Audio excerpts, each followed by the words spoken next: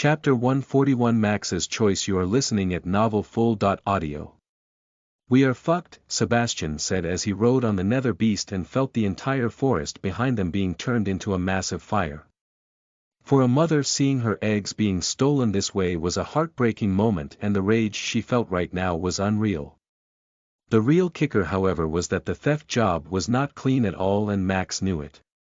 Even with his inferior sense of smell, he could figure out the scent of Sebastian from a few meters away, which meant that there was no way that the mother dragon was not going to pick up on their trail soon enough, and the group turning into ash when she arrived. The group had managed to put nearly 800 meters in distance between themselves and the mother dragon. However, feeling the heat of the burning forest behind their backs, they knew it was only a matter of time before the mother dragon found them all. The group ran with all the might behind their legs. However, with every breath they took they felt an immense beast close down on their location as Max was forced to make a tough choice in the heat of the moment. "You guys carry on, I have a plan, I'll find you all soon," he said as he stopped running and turned to face the incoming dragon, as the rest of the group looked extremely perplexed as to what Max hoped to achieve. "You can't be silly, it's a damn dragon," Anna shouted as she stopped running too. However, she instantly had her robes pulled by a Saiva who dragged her with strength to force her to continue running. "Why?" Anna said angrily. She did not feel morally correct in leaving Max behind, but she was met with a fierce glare from a Saiva. "If he says he has a plan, then he has a plan. You have to trust him in these situations. He will be back, he will be." Asaiva said with half conviction and half doubt, as it felt like she was convincing herself as much as she was convincing Anna. "So what's the plan?" Drax asked Max as the two of them watched the forest in front of them being torn to ashes. "Immunity or suicide," Max said, stating his intentions. Drax sighed. Max had made a calculated bet this time, but it was still a risky one. Max was betting on the fact that the mother dragon was a tier 4 beast, and with Max's Agni Astra protection that granted him immunity up to flames 2 tiers above from his tier, he would be able to withstand her fury. The plan was risky because, whether or not the mother dragon was actually tier 4 or was she even stronger was only an educated guess on Max's part from seeing the size and strength of her flames, which made him conclude that she was tier 4 at best. If this guess was wrong and she turned out to be even stronger, Max would die a brutal death by fire. If his guess was correct, well then he would last for a few more seconds before being sent to the afterlife, because Dragon's Breath was not the only spell under a dragon's belt, and against a weakling like Max, even a bite attack was enough to end his life by snapping his body in half. Drax knew this was a suicidal plan, and he knew exactly why Max chose to do it. Drax also knew about Max's burning ambitions, which is why this suicidal choice hurt Drax even more, because this spelled end of the road for Max. "You know, Max, when I made you kill your ex-girlfriend back on Earth, I thought it would make you stronger against the charms of women, but apparently not," Drax said as Max grinned widely. There was no hiding of his true intentions from the grandpa in his brain. They both knew that Max was doing this for a Saiva and a Saiva only. AUURR, Yellow Dragon, Tier 4. A player named, level not sufficient to inspect, of the Yellow Dragon racial species known for their usually calm and accommodating attitude towards other races. Consider yourself lucky to have encountered one of the most gentle dragon races. You would be ash by now had it been a red dragon. System notification. You are in the presence of a dragon. You are affected by dragon's fear. All stats reduced by 15% for 15 seconds. System notification. You have been attacked by the dragon's passive skill, Dragon's Aura. You have been immobilized for 5 seconds. Max's legs turned to jelly as he felt like he lost all strength to move, becoming a sitting duck for the dragon's rage. Picking up on Max's scent, the yellow dragon mother knew he was one of the culprits, which was why she had no mercy for Max when she saw him, letting out a devastating dragon's breath towards him with the intention of not even sparing him some ash. "Time to see the strength of the Agni Astra," Max said as he closed his eyes, anticipating a burning sensation.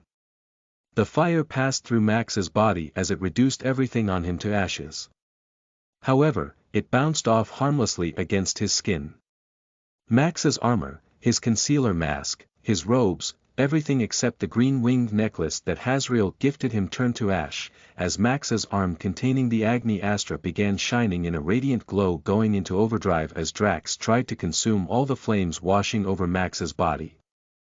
As the dragon's breath attack passed, Max stood before the mother dragon buck naked yet unscratched, as for a moment even the mother dragon became perplexed as to what was going on. A mortal like Max should not be able to withstand her dragon's breath, she knew it full well, yet he stood before her unharmed, and this fact pissed her off so much that she unleashed a second dragon's breath with even more fury than she unleashed the first one. If Max had relied on a cheap life-saving artifact to survive, he would surely be dead with the second attack. However, Max was not relying on anything cheap at all but rather a supreme divine weapon, which is why even a second time he came out unscratched. "Is that all you got, Mama?" Max asked with a defiant glare into the dragon's eyes as he showed spine in the face of danger. Max knew that he could not outrun the behemoth, he could not damage it either, and that his death was but a given. The only thing he could do was not to die like a coward, which he tried his best to do. The dragon lunged at Max, opening its jaws wide as Max knew this time around he was finished for sure, but even so he pulled out his sword, the bloodsucker, out of his inventory with the intention to stab the dragon in the mouth before he died.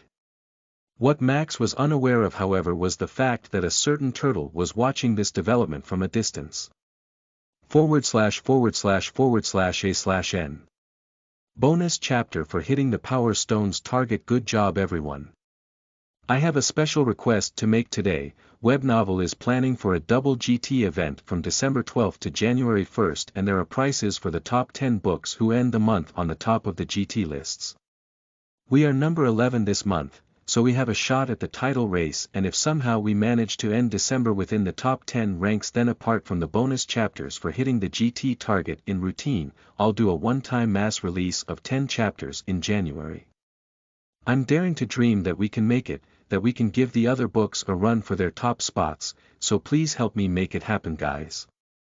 ///// Chapter 142 Saved by a Turtle. You are listening at novelfull.audio. Max anticipated being broken in half, wondered if the teeth would hurt when they pierce his skin, or would he be swallowed alive. Would every bone in his spine break as the dragon continued to chomp on it, or whether it would be a quick and easy death.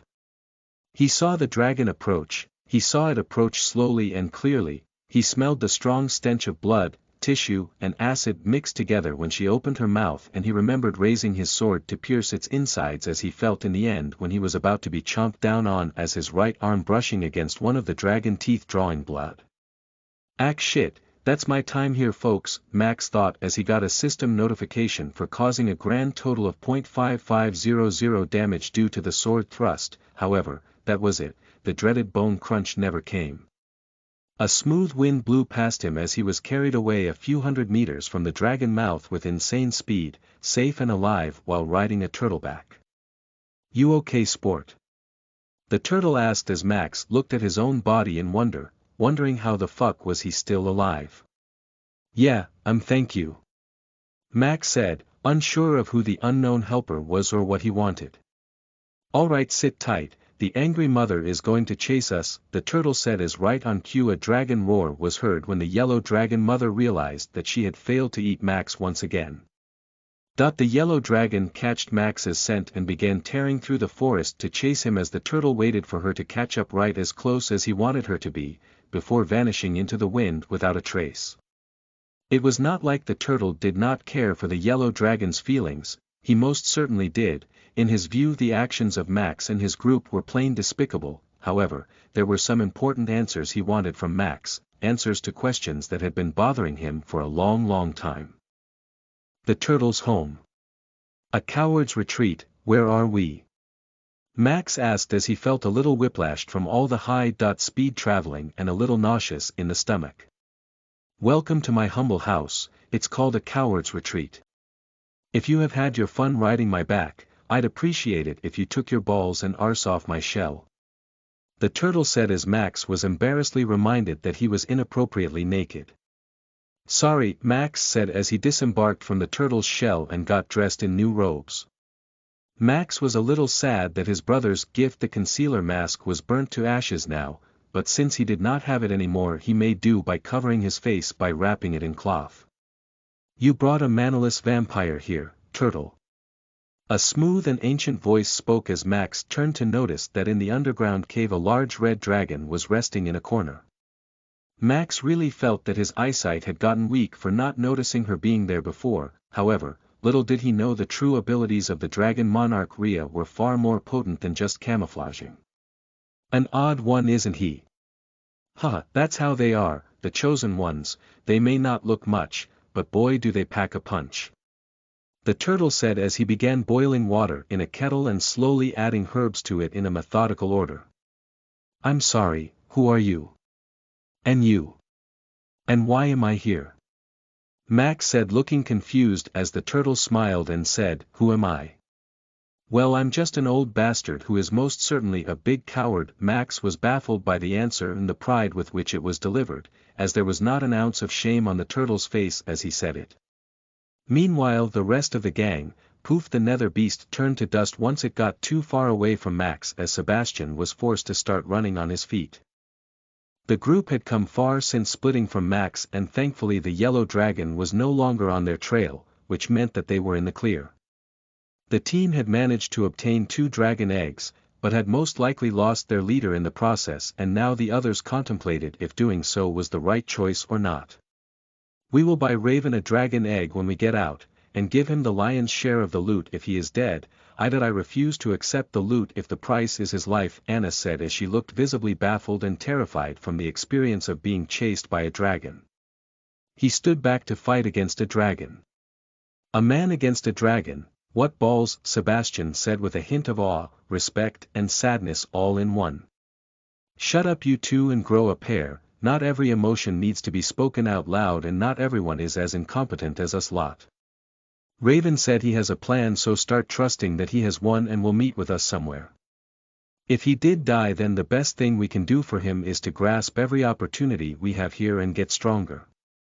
He is not actually dead, that much is for sure, so we will discuss the rest when we see him. For now, I want to know where we are going next and to do what," Asiva said, lashing out at both her teammates. It wasn't like she did not care for Max, in fact she was the one who cared the most, but she was also the most mature one in the group and knew that once you let emotions flow freely and let the dam break, it always results in a flood. Now was not the time to let the flood flow, now was the time to keep the act together, which is why she had to admonish them. Anna and Sebastian hung their heads low in shame. They knew what Asiva was saying was right, so they quickly started to get a walk on towards the forest, Indiana, hopes of encountering a lucky opportunity nearby. This was the best they could do for now, not only for themselves but for Max as well. Chapter 143 Shock. You are listening at novelfull.audio. The cowards retreat. "I'm sorry, who exactly are you?" Max said with panic in his voice, as the more he looked around the room he was in, the more he realized that the identity of the turtle was not simple at all. There were legendary grade items used as his light lamp, and treasures of grades he could not even inspect laying all around the room. Max had never seen the items present in the room in both his lifetimes. However, he felt like he was hallucinating when he inspected the pot that the turtle was boiling water in, and the inspection returned to reveal that it was an ancient, grade item. The turtle hummed as he ignored Max's question and focused on the soup he was making as a medicinal aroma wasped through the room as the broth neared completion. Max tried inspecting the turtle and the dragon, but he could not even cause a system prompt to pop up both times, meaning that they were both existences far beyond his league. Max sat down and crossed his legs as he tried to soak in the new mess he had landed himself into as he stared towards the red dragon, who was eyeing him with curiosity. "Why don't you get your mana veins fixed, boy? The fine weapon embedded in your arm is nothing but junk if you can't wield mana," the red dragon said as Max's breathing became erratic. He felt naked in front of the gaze of these two powerhouses, like he had no secrets at all, and it made him feel powerless and tiny. "I can't fix it, I don't know how to, I don't think anybody does." Max said, replying to the red dragon, who seemed to have lost interest after his short reply as it laid its head back down. No wonder your race was wiped out, they certainly could not protect their precious knowledge and pass it down generation by generation. I'm not even sure if your brethren are any better, to be honest. I don't remember there being a library in the brat Regus Aurelius's palace either. If it were my clansmen born like this, they would be cured of it the very next day. The dragon said as it closed its eyes and began resting, her words causing a storm of emotions to brew inside Max's mind as he could not digest the words that were spoken by the dragon so casually. The red dragon actually dared to call the vampire monarch Regus Aurelius a brat, and she seemed to know the exact layout of his palace. Max could not begin to comprehend just how powerful one had to be to call Regus Aurelius a brat. However, most importantly, Max's heart began to thump out of his chest when he heard that the red dragon knew exactly how to cure Max's mana veins, an ailment that not even his brother knew how to cure, and a disability that had haunted him for 2 lifetimes. Sita, can you tell me how? Max asked, his voice quivering as he looked at the dragon with a hopeful shine in his eyes. No, the dragon said without even opening her eyes as she coldly rejected Max. Max wanted to protest at this instant, throw up a fit trying to explain just how much it meant to him and how selfish the dragon was by not sharing the information with him, but a shout from Drax stopped him in his tracks before he could utter a word. Stop! Don't you dare act like a spoilt child now. Nobody is anybody's well-wisher in this universe, and there is always a price attached to knowledge. You should be happy to know that now you have a way to be healed from this damage.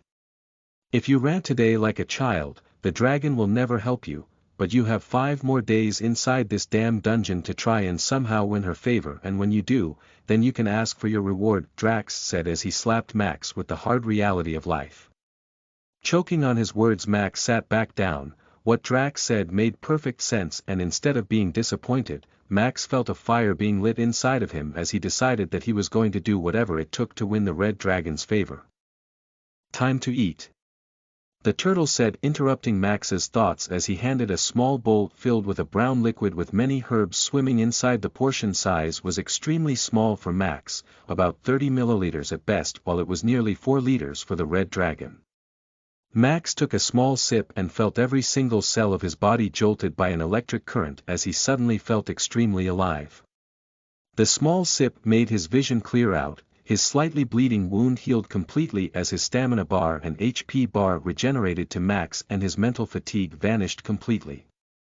Before Max even realized it, he had chugged down the entire 30 milliliters as he was left smacking his lips for more.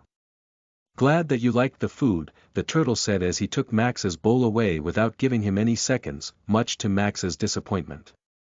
The turtle kept humming as he poured himself a bit of the leftovers and drank it slowly as he matched the dragon monarch's speed of drinking the soup, finishing the meal exactly with her.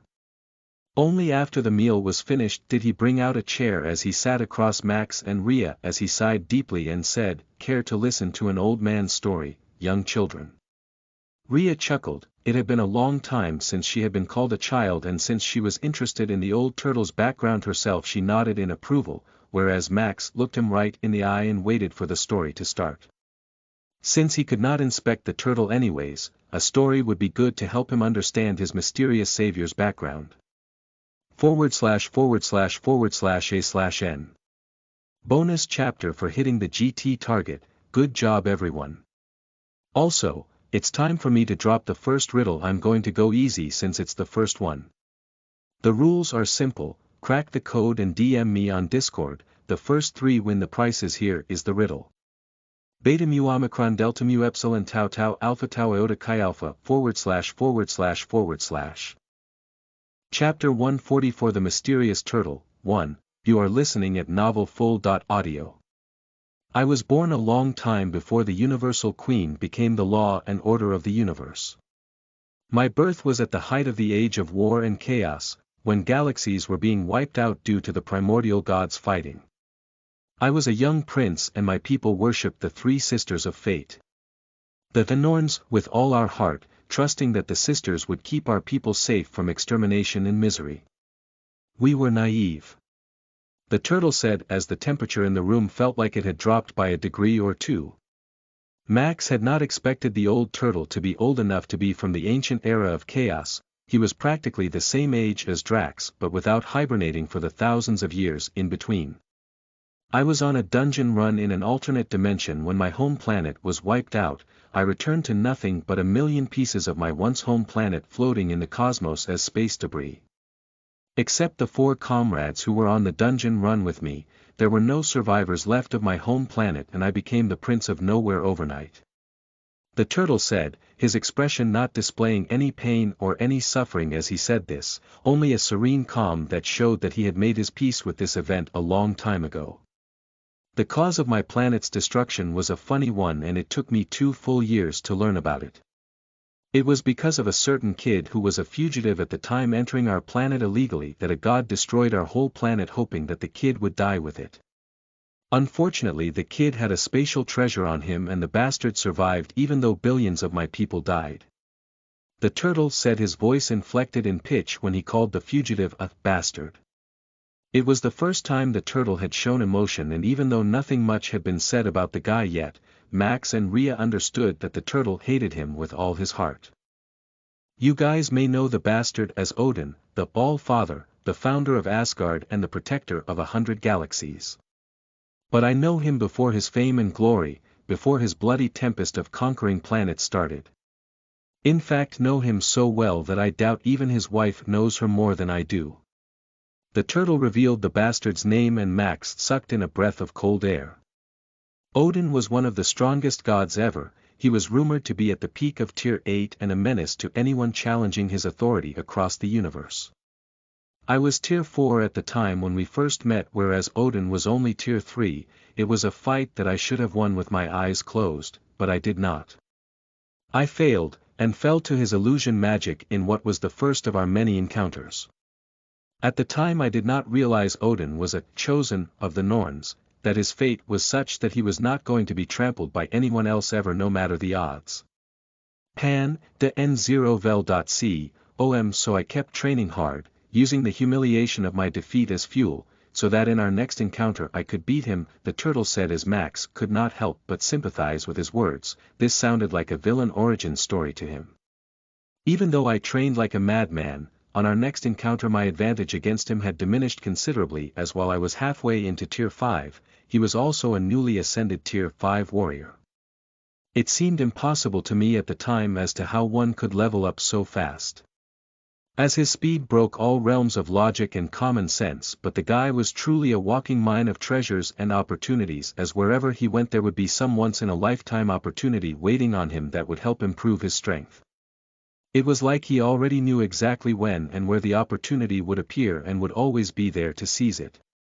At the time it all seemed like a big joke to me. I thought the bastard had a 99 luck stat or something, but no. He was just a damn reincarnator. The turtle said as Max felt a shiver run down his spine. The turtle's story had taken a dangerous turn.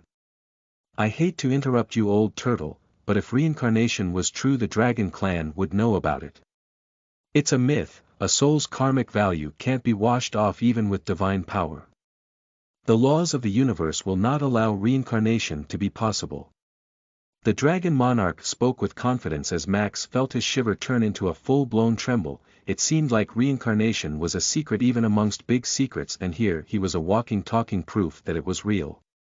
Meanwhile Nancy's egg finally showed a struggle to break through. The egg was stirring violently for a few hours and small cracks had begun to form. It was only a matter of time before her baby would successfully hatch through and it was only for these few hours that it was the most vulnerable to outside attacks and death. The Universal Queen would only recognize its existence once it was fully born and not before, which meant that should it die before hatching completely, it would not return back to life. It was due to this fact that Nancy was hyperactive during these hours as she knew that the smell of blood and amniotic fluid that her baby's egg was emanating was sure to attract some big trouble. Her instincts were indeed correct as soon a pair of jealous white dragons showed up near her cave as Nancy had to fly out to put them in their place, leaving the baby unprotected.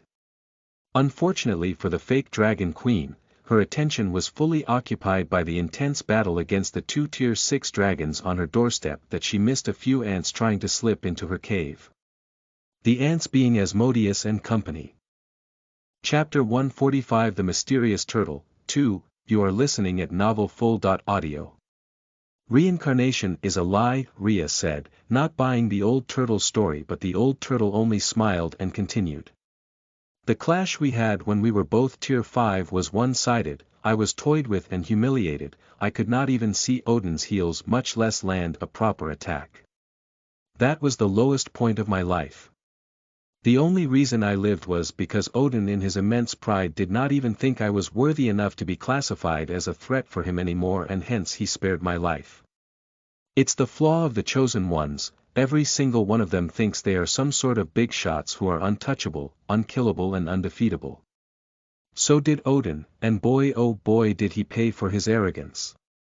The turtle said as finally a satisfied smile began to form on his face, as if the story was finally about to take a turn for the better. With my defeat died all my arrogance, all my desire for revenge, as the prince of the turtles died in that battle and the person who emerged was just a coward. It was around this time that I finally started seeing Odin for the cheater that he really was, and hence I started looking into the history books on how to defeat the cheaters. It's a funny thing, but if you study history carefully, 9 out of 10 times the demise of arrogant untouchable heroes is because of fraud and trickery. Something like a backstab or a cowardly ambush.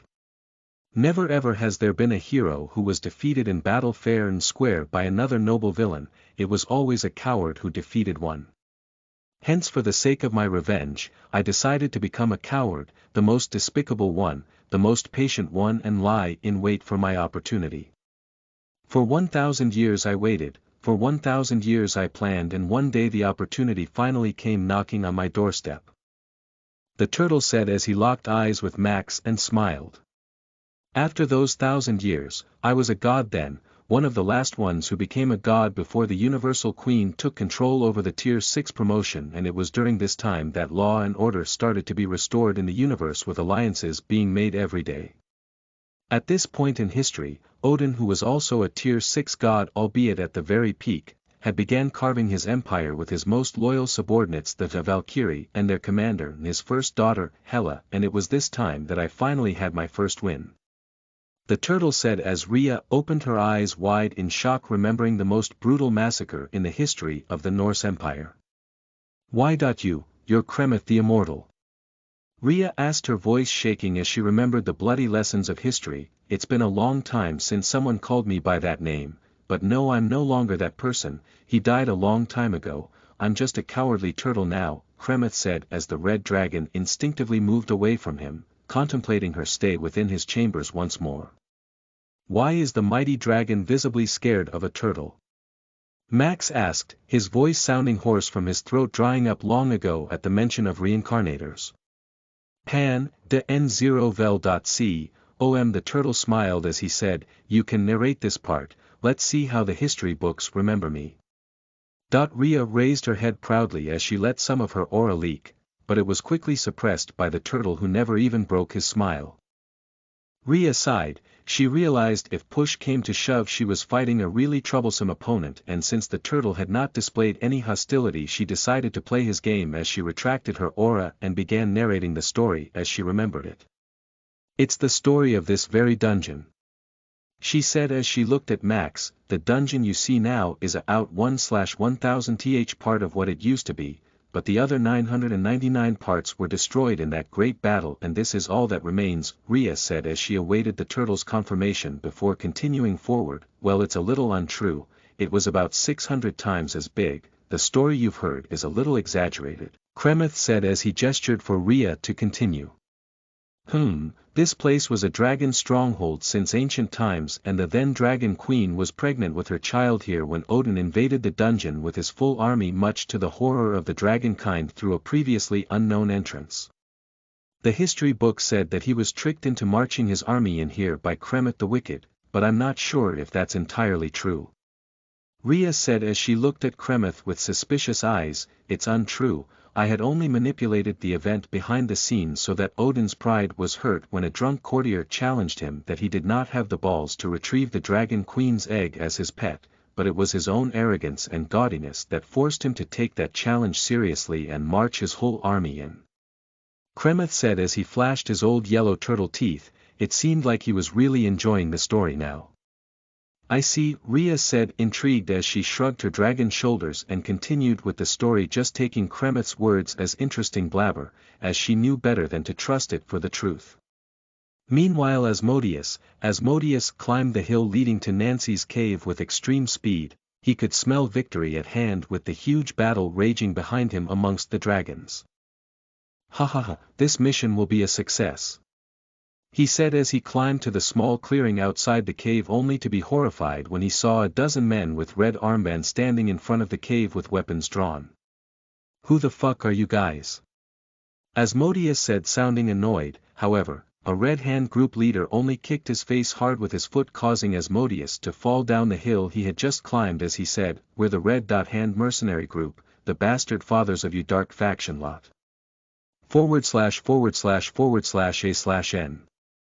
This bonus chapter is sponsored by patron Cervantes91 via Patreon. Please thank him in the comments for this one. Also, the answer to yesterday's riddle is bloodless Asiva. Congratulations to everyone who solved it. ////. Chapter 146 Kremeth the Coward 3. You are listening at novelfull.audio. Odin invaded the dragon's paradise with 450 million Valkyries by his side. A fearsome force capable of neutralizing every single dragon on the land, and with the Dragon Queen being the strongest and only Tier 7 powerhouse inside the dungeon, the duty of saving the other dragons fell in her lap. Rhea said, as she narrated one of the darkest incidents of dragon history. It was a fierce battle with only 100,000 dragons managing to slay over 120 million Valkyries, including 7 Valkyrie gods. But eventually the dragons were overwhelmed and defeated and the Dragon Queen bound in chains, Rhea said as her temper seemed to flare narrating the incident. Odin was haughty but also respectful. He spared the Dragon Queen's life out of fear of provoking a war with the Dragon King if he dared to kill her, but demanded that she hand over her baby egg. However, the queen refused flatly.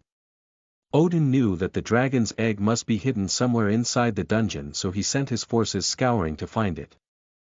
History says by this point Odin had dropped his guard and did not suspect any more troubles inside the dragon's paradise. However, it was at this moment that Kremeth the Immortal led an army of primordial vampires, 300 million strong, into the dungeon. At the time the vampires were feuding with the Asgardians, and this ambush was their chance to tip the scales of war for once and for all. Rhea said as she eyed Kremeth, awaiting confirmation. Kremeth remained expressionless as he gestured for Rhea to continue. The primordial vampires were a force to be reckoned with on the battlefield. They had an extremely strong bloodline skill called blood manipulation, and with the entire dungeon covered in the blood of over 120 million dead Valkyries and 100,000 dragons, the battlefield became their playground of destruction. It should have been a close battle, 330 million Valkyries against 300 million primordial vampires, but unfortunately it was not. The vampires obliterated the Valkyries at a minimal loss of 10 million troops against a complete rout of the enemy forces. It was said that the battle was so bloody and one-sided that the soil of the dungeon was dyed red with Valkyrie blood. Hela, the firstborn daughter of Odin and his war general, fell to the spear of Kremeth the Immortal, and her death drove Odin to uncontrollable rage and madness as the god of knowledge began tearing space itself, destroying the dungeon and everything in it. It was when Odin was at his weakest, exhausted after days of continuous battle, that Kremeth the Coward ambushed Odin as he fought a primordial vampire god and plunged his spear into Odin's eye, causing Odin to go blind in one eye. Odin should have died from that attack, as his HP bar should have hit 0, but due to some unknown treasure on his body he survived and managed to escape from the dungeon. Rhea said as Kremeth raised his hand and smiled, signaling her to stop. Pan, de N0 vel.c, the last part is untrue. I never ambushed Odin, I fought him from the front with 5 gods by my side to restrain his 4 limbs. Kremeth said with a satisfied smile as Rhea felt her stomach churn listening to him. Anyways, while all the fighting went on, the Dragon Queen's egg was accidentally destroyed in the war, and this led to her being devastatingly sad, an event which led to the Dragon King declaring war on both the primordial vampires and the Asgardians. The sheer brutality and fierceness of the war reminded the universe of a recently forgotten chaos era, and the name of Kremeth the Immortal and his primordial vampires resonated throughout. The wonder race who could heal injuries by absorbing blood through their skin and use blood from the bodies of the dead as a weapon were an unstoppable force on the battlefield where millions lay dead and the entire universe trembled hearing their war prowess. While the Valkyrie race was driven to near extinction because of the war, the primordial vampire race was outlawed by all the monarchs in the universe as a consequence of the war. A hunt for the primordial vampires hence began, and their weaker descendants who did not have the same ability of blood manipulation, the modern vampires, were sheltered and bred.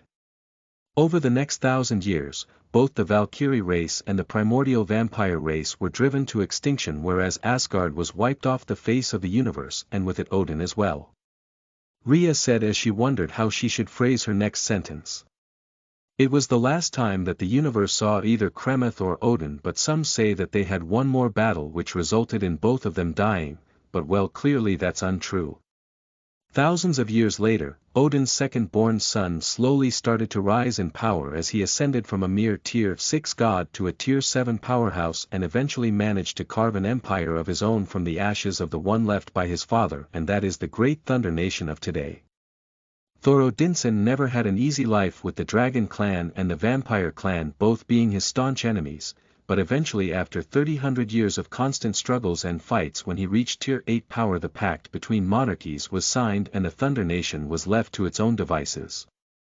Ironically, the Dragon's Paradise dungeon was sworn to be protected by the Thunder Nation as Thor gathered the mighty dwarves and constructed an impenetrable formation around the dungeon that did not allow any race except the dragon race to step a foot inside the dungeon should they be over Tier 2. A promise that remains unbroken to this day.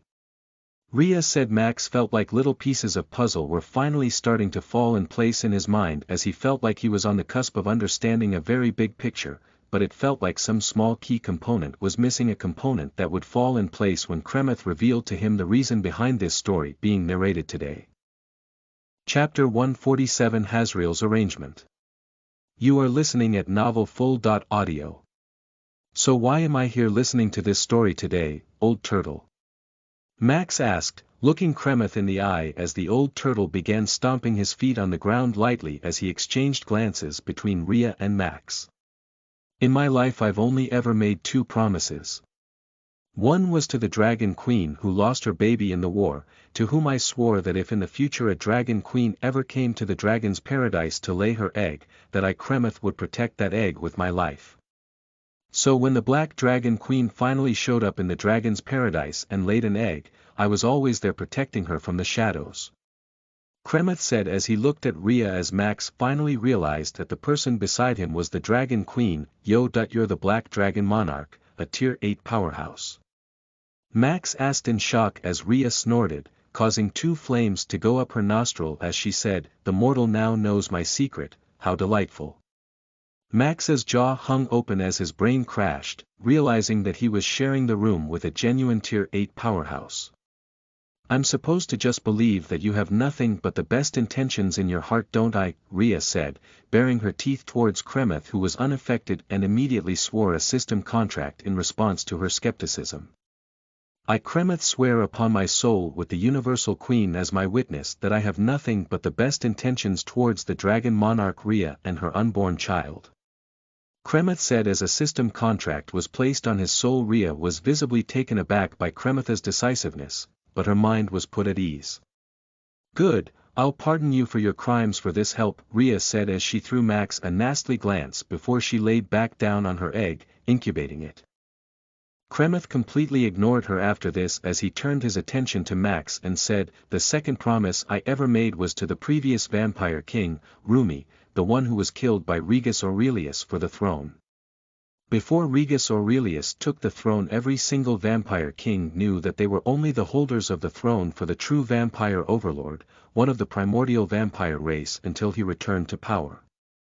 The modern vampires were loyal to their ancestry until a few thousand years ago and knew their place well, but Regus Aurelius chose to ignore the age-old prophecy and tried to wipe the records of the primordial vampires, declaring his progeny as supreme.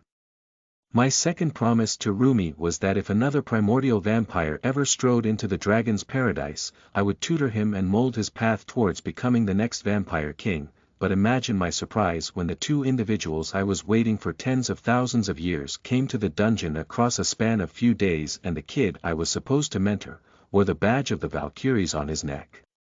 Max was shocked by Kremeth's words as he threw a glance on the green-winged angel pendant on his neck, surprised to find out that it was a symbol of the Valkyrie race. "Oh, so you did not know?" Kremeth said as he judged from Max's reaction that he had no idea about the pendant's origin. "The pendant on your neck is indestructible. It was the gift Odin gave to his daughter Hela when she won 10 galaxies for him. Pan, de N0 vel.c, OM. It was an item that Odin fought hard to retrieve on the battlefield back then, and an item that I never thought I would see again in my life. Mind telling me how it ended up on your neck? Alongside a fragment of one of the strongest weapons in the universe on your arm?" Kremeth asked as he stared deep into Max's eyes, trying to read his thoughts. Max's heart began beating out of his chest as he did not know if he could give the answers to the questions that Kremeth was asking. Looking towards the heavens, he wondered in his mind. "Is this all a part of your plan for me, Hazriel?" Meanwhile Asmodeus, why? Light faction bastards. I'll kill you all one day. Asmodeus cursed as he ran through the forests for his life. The Red Hand group had the high ground advantage against his forces, and the mercenaries were unusually fierce and motivated as they made sure to take down 2 of the enemy forces even at the cost of using suicidal moves. Asmodeus's perfect plan and his ambitions came crashing down on him, as he was forced to flee with his tail tucked between his legs as the team he led was obliterated by the Red Hand mercenaries. 5 men chased him as arrows whistled past his ears every 10 seconds. Asmodeus was faster than them, thanks to the superior demigod body he stole from Sebastian. However, he had to concentrate fully on his escape, as a single missed step or trip would lead to him being impaled by 5 arrows at once. "If you bastards don't want the egg, at least let someone else have it," Asmodeus cursed as he was hit in the back with an arrow. However, while his HP dropped and his body felt stinging pain, he knew he could not stop or slow down at all as he swallowed the pain and continued running. Eventually, he managed to outrun his pursuers and throw them off his scent. However, his mission had already failed miserably. Asmodeus knew that there was going to be no place for him in the dark faction hierarchy with him failing such an important mission, which is why through gritted teeth he decided to abandon his loyalty towards Lucifer and decided to go into business for himself this day onwards. /////A/N. This bonus chapter is sponsored by patron Cervantes91, please thank him in the comments for this one /////. Chapter 148. By any chance, do you know my brother? You are listening at novelfull.audio. Hazriel's POV. So you've finally met with Kremeth, Hazriel said as she looked over Max from many galaxies away using her galactic eyes. The pendant was the last gift that Hazriel had given Max before parting ways, knowing full well it would alter the course of his destiny one day. Although she would never admit this publicly, Hazriel had grown attached with Max over the last year. She had repeatedly kept tabs on him to check his progress and had started to admire his personality and choices as she began enjoying witnessing his growth. She knew full well that the odds of Max fulfilling his destiny and becoming the vampire overlord was highly unlikely. There were far too many obstacles in his path, and he was way too fragile at just tier 2, surrounded in a world of monsters. Under ordinary circumstances, Max would have died from the Dragon Queen's gaze, much less her aura, whereas not even his ashes would be left if she decided to unleash an attack. However, fate brought him in front of her under a circumstance where she was forced to tolerate his presence. Maybe it was the highly unfavorable odds of Max living past every week that made Hazriel so attached to him. Her feminine heart rooting for the small caterpillar to survive and become a butterfly in a world full of worm-eaters. Just hang on for a while, little Max, soon the Dragon Queen will be forced to ask for your help. Hazriel said as she stopped peering into Max's life and returned to her angelic duties. As one of the only fate seers left in the universe, Hazriel knew the probable course of future events. Meanwhile Max thought long and hard about Kremitha's question, and in the end he decided that even at the cost of his life he could not betray Hazriel. It was not easy to say no to a terrifying existence like an ancient turtle who had immortal as one of his titles, but finding his spine, he looked at Kremith and said, "I'm sorry, I don't trust you enough to share that information." The Dragon Queen looked amused at Max's answer, her eyes showing that she respected Max for it, as even Kremith broke into a smile as he said, "So the kid has character, I can respect that." "Good one kid," Drax said in Max's mind as he appreciated Max's decision to stand up to Kremith. Kremith continued, "If I was naive and young, I would think you are an unfortunate kid for having no mana coursing through your veins. However, after witnessing countless heroes like Odin throughout history, one thing I've noticed is that every hero has a tragic origin story and some overwhelming disability at the start. Just like Odin, you also clearly have tremendous luck, which is apparent from your pendant and your weapon. However, let me tell you one thing here today, if you want to be my disciple and learn the secrets of the Turtle Hermit Immortal, you will not become a hero in life. You will be a despicable bastard who is hated by all, but I guarantee that if you follow my teachings, despite being a despicable bastard, you will one day be Vampire King, an existence feared by all." Max felt the saliva dry up in his throat when he heard Kremith's words. Although the turtle had decided to not press Max for his secrets, the condition he had put for Max to become his disciple sounded very unfair to Max. Max wanted to become the Vampire King one day, however, he did not want to become a despicable bastard hated by all in the process. Nobody did not want to be a hero, nobody wanted to be a coward by choice, however, that was exactly what Kremith wanted of him. "May I ask why it's absolutely necessary for me to agree to this beforehand?" Max asked as Kremith very seriously replied, "Pan, de N0vel.c, are you kidding me, boy? Have you seen yourself fight? I saw your fight against that werewolf where you grabbed him by the balls, undoubtedly a marvelous technique, but 9 out of 10 times in that fight you would have lost. It was sheer luck that you managed to survive that fight. Not only was your decision to run straight at the wolf despite being the weaker opponent straight up foolish and unnecessary, but your choice of throwing your weapon away in favor of grabbing the enemy's balls just left me speechless. You fight like there is no tomorrow, like your brain is the size of a pea, relying completely on your innate battle senses.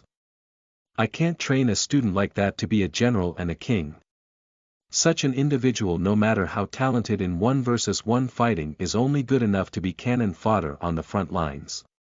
Max winced in pain as he heard Kremith's analysis of his fight, and it was one that he was extremely satisfied and proud of in the end as well. Killing that werewolf, Max felt he had won the best duel of his life. However, Kremith made him feel like it was a worthless battle. "By any chance do you know my brother? You sound exactly like him," said Max as he felt like Kremith's words were a spitting image of how Rudra would lecture him were he here, as Max felt his heart be more at ease with accepting Kremitha's way of life. Diovico, maybe it would not be so bad to be the coward for a change. Thinking about his big brother's advice, Max felt that what Kremith said made sense. Maybe he indeed needed to be tutored on the more mindful way of fighting. "This is an opportunity where you have nothing to lose and a lot to gain, Max. You should definitely take it," Drax suggested to Max as he helped solidify Max's decision. "Okay, I will accept, but before I do, I need to meet and talk to my friends about it first," said Max. /////A/N. This bonus chapter is sponsored by patron Cervantes91, please thank him in the comments for this one. In gratitude for receiving a lot of gifts lately from various donors, I have decided that tomorrow will be a 4-chapter mass release. Thank you for the consistent support you all show me. Since today is Thursday, it's time for riddle number 2, let's see if you guys can solve this one fast. Answer these 5 questions to win a prize. 1. The full name of Asiva's father. 2. The name of Roy Kingsman's father. 3. The name of the vampire capital planet. 4. The full names of Rudra's 2 kids. 5. The designation of the mercenary monarch. The first 3 answers in my Discord DM win prizes /////. Chapter 149 Asmodeus Strikes. You are listening at novelfull.audio. Asmodeus was arguably having the worst day of his life.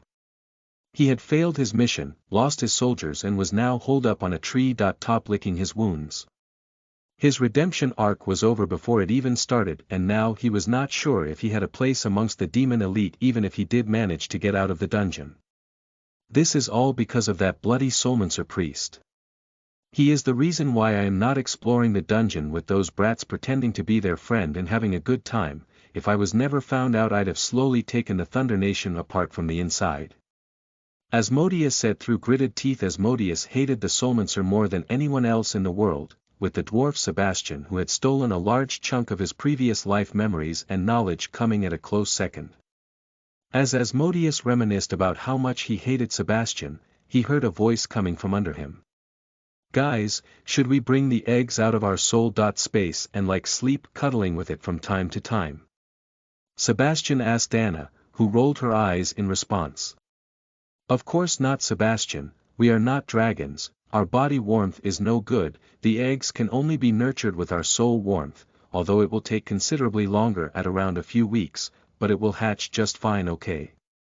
Anna said, trying to reassure Sebastian that everything was okay for the umpteenth time in the day. Sebastian was acting like he was the egg's biological mother ever since he got it, and while it was a little cute, it got real annoying for the two girls after his repeated questions. Asmodeus, who was watching the three kids from the tree top, rubbed his eyes in disbelief. The brats he hated so fucking much were actually just walking under him at the moment. Oh my lord Lucifer, thank you for answering to my prayers and sending these brats my way so that I can at least have some retribution before I sleep tonight, Asmodeus thought in his mind as he thanked the hells beneath. Without Max using his scan to scout every inch of the group's surroundings before they walked into a new place, the group were half blinded when walking through the forest, as even if monsters or men lurked above them, if they missed seeing them through naked sight there was no finding them at all. Asmodeus got to his feet for better leverage to prepare his spell as he singled out Asiva to take out first. Asmodeus prepared the same attack that had gotten him in trouble with Thor and exposed his demonic identity as he silently prepared a Black Thunder spell to take out Asiva. Asmodeus knew that without Asiva he had great odds of taking out Anna and Sebastian in a 2 versus 1 fight. Black Thunder, Asmodeus attacked Asiva on the back from the tree top, as it was only when he shouted the attack name that the group realized that there was someone behind them, as although they tried to turn, it was too late for Asiva, who was hit with the despicable attack on her back. 4500 critical hit. Pan, de N0 vel.c, OM Asiva's near full HP bar dropped to a dangerous red level post this single attack as she sprawled on the floor, clutching her back in pain. It's you. Sebastian said with extreme hatred evident in his speech as Anna got the creeps seeing a blackened human body of the previous Sebastian with runic inscriptions drawn on the forehead. Asmodeus drew his sword and charged to finish Asiva, who was stunned and paralyzed because of the lightning strike. However, he was met with the fierce resistance of Sebastian, who despite his short stature blocked his path with a sword of his own. Clang! Sebastian was pushed back 5 steps after a simple sword collision as the difference in constitution and strength between the two bodies was made clear with that one exchange. How dare you try to take over my body, you filthy demon! I trusted you as a friend and a mentor, but I was just raising a snake. Sebastian said with extreme anger evident underneath his voice. Oh, shut. Asmodeus tried to speak haughtily, but he felt blood rising from his stomach into his throat as he realized that despite being in peak physical condition his body was still not strong enough to handle the Tier 3 Black Thunder spell, and that there was serious internal damage as a backlash for him. Clang! The second collision forced Sebastian to buckle to one knee, as Anna took her shots towards Asmodeus, who was forced to block them instead of finishing Sebastian off. Thankfully Asiva had finally began to stir back up, the effects of the paralysis reducing with every passing second as she reached into her inventory bag to pull out a health potion. Oh no, you don't. Asmodeus said as he used 1000 sword cuts to create 1000 sword energies, which were majoritarily directed towards Asiva, while a few towards Sebastian and Anna to keep them distracted. The potion bottle that Asiva wanted to drink from cracked when it was pierced by a sword cut, and so was several parts of her body, as she eventually succumbed to her injuries as her HP hit zero because of the two massive attacks launched against her in the ambush. Asmodeus got a confirmation notification from the Universal Queen that he had indeed killed Asiva Nightblade, as Asiva's body was teleported outside the dungeon with all the loot she had captured, except the dragon's egg sprawling on the floor for the taking. Asiva no. Anna shouted, a tear forming in her eye when she saw her friend die such a miserable death. While Sebastian and Anna panicked, Asmodeus broke out in an evil grin. This was exactly what he wanted to achieve, as without the dangerous Asiva the bloodless present to bring the fight to him, Anna and Sebastian were not too much for him to handle, even 2 versus 1. /////A/N. Chapter. For the day /////. Chapter 150 Breaking Point. You are listening at novelfull.audio. System notification. You have overexerted your body and ruptured vital organs. You will begin losing 100 HP every passing minute.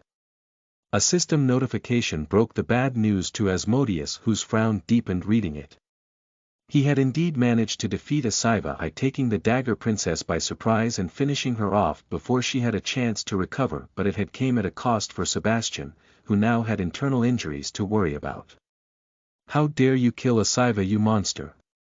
Sebastian shouted as he unleashed a rageful flurry of attacks onto Asmodeus, who dodged them like it was child's play. You really think you are a threat to me with your 4-foot height and 1-foot-long arms? Asmodeus said as he mocked Sebastian's new dwarf form, much to the frustration of Sebastian. 1200 Ack Lucifer, damn it, Asmodeus cursed as he removed an arrow plunged into his armor and glared at Anna. You dumb arrogant elf princess, can't you see I'm talking with Shorty here? Have your parents taught you no manners? Asmodeus said as he shouted in anger and kicked Sebastian aside as he charged towards Anna. Anna was an archer by profession. She understood that if she were caught by Asmodeus in a physical confrontation, the chances of her coming out as the victor were very low, which is why she immediately began running away from Asmodeus, trying to maintain the distance between them both as she kept sending arrows in his way. L.C. Sebastian had never felt more useless in his life. He had known from the day that he woke up in the body of a dwarf that his prowess as a fearsome warrior had diminished by leaps and bounds, but the hope in his heart that he could bounce back as a warrior despite his disability was always alive in his heart until today. Watching his old body toy with him like he was a kid, indescribable frustration increased in his heart as his dream of bouncing back as a warrior got a hard reality check.